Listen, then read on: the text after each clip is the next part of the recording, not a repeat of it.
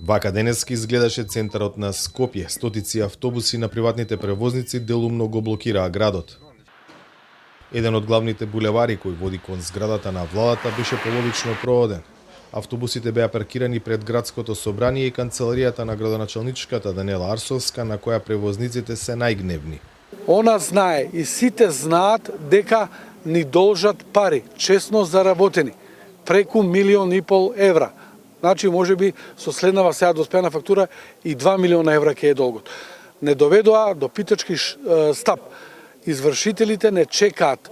Значи, не можеме да однесеме прехрана дома. Доведени сме во таква состојба.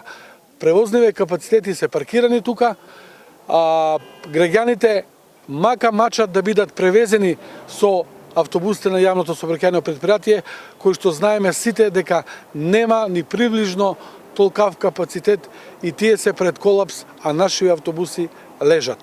Единственото решение е итен прием кај градоначалничката, неделните паушали веднаш да продолжат да ни се исплаќаат, да можеме да ставиме нафта, за да продолжиме да се обраќаме по линиите, да може народот да биде услужен.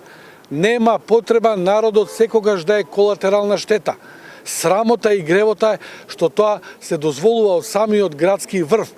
Денешната делумна блокада е одговор на чекорот на град Скопје за прекинување на договорот со дел од приватните превозници, поради како што се тврди, неисполнување на дел од обврските од договорот.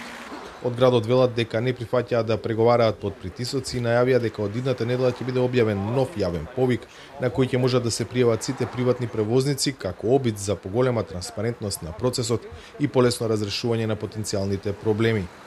Додека траат обвинувањата на релација приватни превозници и град Скопје за тоа кој е виновен, трпат граѓаните кои подолг период немаат соодветен јавен превоз. Во кавгата се вклучија и партиите. ВМРО ДПМН, со чија поддршка Арсовска беше избрана за градоначалничка, сега ја обвинува дека тајно соработува со владеачки од СДСМ. Социјалдемократите пак вината ја гледаат во опозицијата. Одговорни за хаосот во градот се неспособноста и тендер интересите на тајната коалиција Арсовска, Ковачевски. Производ на тајните средби е хаосот во градот, а интересот се тендерите. Ги повикуваме Арсовска и Ковачевски да најдат решение. Главниот град денеска е блокиран поради неспособноста на ВМРО ДПМН. Граѓаните се оставени без јавен превоз, сообраќајат во една од најфреквентните сообраќајници е отежнат, автобусите се преполни, скопјани оставени сами на себе. Каде и да пипне, ВМРО ДПМН прави хаос.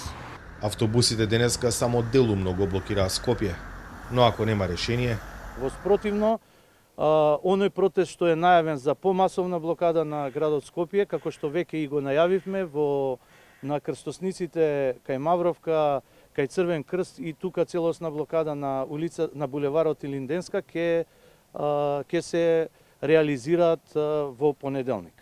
За Гласот на Америка од Скопје, Владимир Мирчевски.